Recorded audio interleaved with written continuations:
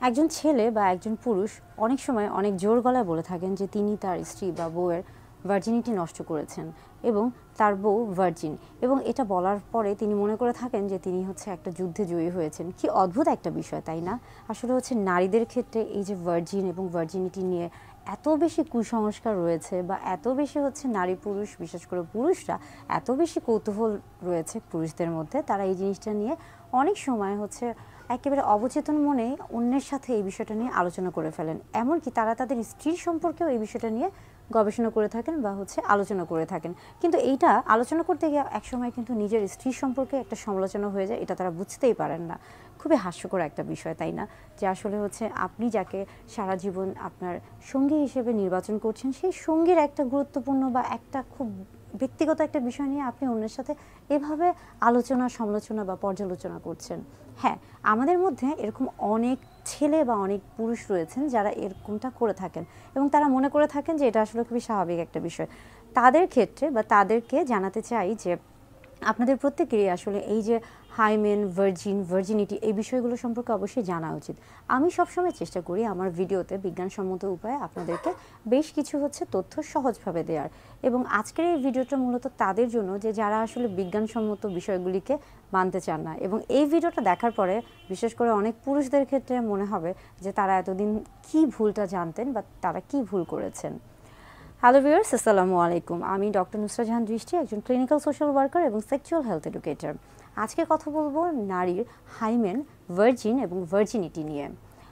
Virginity কি বা virgin কাকে বলে বা ভার্জিনিটি কিভাবে নষ্ট হয়, আসলে কি হচ্ছে ভার্জিনিটি বলে কিছু আছে বা ভার্জিন বলে কিছু আছে, এবং আসলে এটার হচ্ছে লাভ কি ক্ষতি কি, এই বিষয়গুলো নিয়ে কথা বলবো। প্রথমে আসি যে হচ্ছে নারীর ক্ষেত্রে নারীর যে জননাঙ্গ রয়েছে তার মধ্যে একটা অংশ হচ্ছে যে আমরা বলে থাকছি যে ভ্যাজাইনা বা যোনিপদ, এবং সেখানে একটা পাতলা মাংসপেশি রয়েছে বা একটা পাতলা পর্দা রয়েছে যেটা কিনা কিছুটা ইলাস্টিকের মতো, এবং সেই পর্দাটাই মূলত হাইমেন নামে পরিচিত। এই যে হাইমেনের কথা আমরা বলছি, এটা অনেকের ক্ষেত্রে কিন্তু জন্মের পর থেকে থাকে না, অর্থাৎ একদম অনুপস্থিত থাকে। আবার অনেকের ক্ষেত্রে কিন্তু এটা পুরো অংশটা জুড়ে থাকে এবং বেশ শক্তভাবে থাকে। আবার অনেকের ক্ষেত্রে এটা দেখা যাচ্ছে যে অর্ধেক অংশ জুড়ে থাকে এবং অর্ধেক অংশে থাকে না, অর্থাৎ হাইমেন একজন নারীর ক্ষেত্রে, অর্থাৎ নারীর যোনিপথে বিভিন্নভাবে থাকতেও পারে বা নাও থাকতে পারে। এই হাইমেন আমরা বলে থাকছি যে যারা বলে থাকেন যে হাইমেনের ক্ষেত্রে, অর্থাৎ এই যে ভার্জিনিটি নষ্ট হয়ে যাওয়া মানে অনেকে মনে করে থাকেন যে তার যে হাইমেনটা রয়েছে এটা ছিঁড়ে যায় এবং এটা প্রথমবার সহবাসের ক্ষেত্রে ছিঁড়ে যায়।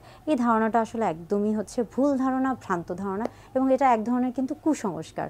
অনেকে মনে করে থাকেন যে হচ্ছে তিনি যখন তার স্ত্রীর সাথে প্রথমবার সহবাসে মিলিত হচ্ছেন এবং তার যেহেতু কোনো রক্ত বের হচ্ছে না, অর্থাৎ তার মানে তার স্ত্রী হচ্ছে ভার্জিন না, অর্থাৎ তার স্ত্রীর অন্য কারোর সাথে সম্পর্ক রয়েছে বা শারীরিক সম্পর্ক এর আগেও হয়েছে, এবং পরবর্তীতে দেখা যায় যে তিনি অনেক বাজে মন্তব্য করে থাকেন বা অনেক বাজে সিদ্ধান্ত নিয়ে থাকেন, এবং এর মধ্যে একটা খুব গর্হিত সিদ্ধান্ত হচ্ছে তালাক। অর্থাৎ তিনি জানেন না, বুঝেনই না যে আসলে ভার্জিন কি, ভার্জিনিটি কি বা হাইমেন কি, অথচ তিনি এরকম একটা সিদ্ধান্তে চলে যান, এবং এর ফলে কিন্তু তার সাথে তার স্ত্রীর যে একটা সম্পর্ক এটা নষ্ট হয়ে যায়, এবং দুজনেরই কিন্তু হচ্ছে জীবনটা পরবর্তীতে একটা বিষাদময় জীবন হয়ে গড়ে ওঠে। সেই ক্ষেত্রে বলতে চাচ্ছি যে আসলে এই যে হাইমেন আসলে বিভিন্ন কারণে হচ্ছে ছিঁড়ে যেতে পারে বা ক্ষতিগ্রস্ত হতে পারে। কিভাবে? যেমন একজন নারী তিনি যদি বেশ কিছু হচ্ছে শারীরিক কষ্টতে অভ্যস্ত হয়ে থাকেন, তিনি যদি দৌড়ঝাঁপ করে থাকেন, লাফালাফি করে থাকেন, কিংবা তিনি যদি আমরা বলে থাকি যে হচ্ছে সাঁতার কাটেন কিংবা সাইকেল চালান, কিংবা আজকাল কিন্তু অনেকেই হচ্ছে স্কুটি চালাচ্ছেন, হুন্ডা চালাচ্ছেন, এবং সেই ক্ষেত্রে তিনি যদি তার যানবাহনের দুই পাশে পা দিয়ে বসেন, সেই ক্ষেত্রেও কিন্তু এটা হতে পারে। অর্থাৎ হাইমেন কিন্তু বিভিন্ন কারণে ছিঁড়ে যেতে পারে। এটা এমন না যে শুধুমাত্র প্রথমবার সহবাসের ক্ষেত্রেই হাইমেনটা নষ্ট হয়ে যেতে পারে এবং সেখান থেকে রক্তপাত হতে পারে। হাইমেন যদি ছিঁড়ে যায় বা প্রথমবার হচ্ছে সহবাসের ক্ষেত্রে হোক বা যে কোনোভাবেই হোক না কেন, রক্ত যে সবসময় বের হতে হবে এটা কিন্তু স্বাভাবিক না। অনেক সময় রক্ত নাও বের হতে পারে বা খুবই সামান্য পরিমাণে রক্ত বের হতে পারে। তাই এটা কিন্তু এমন কোনো বিষয় না যে আসলে রক্ত বের হওয়া মানেই হচ্ছে তিনি ভার্জিন বা তার হচ্ছে ভার্জিনিটিটা আপনি নষ্ট করছেন। আবার আমরা বলে থাকি যে বর্তমানে আধুনিক অনেক চিকিৎসা রয়েছে, এবং এই চিকিৎসার মাধ্যমে দেখা যায় যে আর্টিফিশিয়ালভাবে, অর্থাৎ কৃত্রিমভাবে কিন্তু হাইমেনটা লাগানো যায়। অর্থাৎ যাদের হাইমেন নেই তারা চাইলেই কিন্তু খুব সহজেই হাইমেনটাকে লাগিয়ে নিতে পারেন। অর্থাৎ হাইমেন নিয়ে এই যে এত লাফালাফি বা এত বাড়াবাড়ি এত কোনো কিছুর প্রয়োজন নেই। আসলে আপনার যে সঙ্গী রয়েছে, স্বামী স্ত্রীর মধ্যে যে সঙ্গী রয়েছে, তাদের মধ্যে সবচেয়ে গুরুত্বপূর্ণ যে বিষয়টি সেটা হচ্ছে যে দুইজনের মধ্যে একটা বিশ্বস্ততা, একটা ভালোবাসা, একটা সৌহার্দ্যপূর্ণ সম্পর্ক। এবং এই সম্পর্কটা তখনই খুব ভালো হবে যখন দুজনের মধ্যে একটা বিশ্বাস তৈরি হবে। আসলে যে কোনো সম্পর্কের মূল ভিত্তি হচ্ছে বিশ্বাস। আপনাদের দুজনের মধ্যে যদি বিশ্বাস থেকে থাকে, সেই ক্ষেত্রে আসলে এই যে হাইমেন, ভার্জিন বা ভার্জিনিটি এগুলো কোনো বিষয়ই না।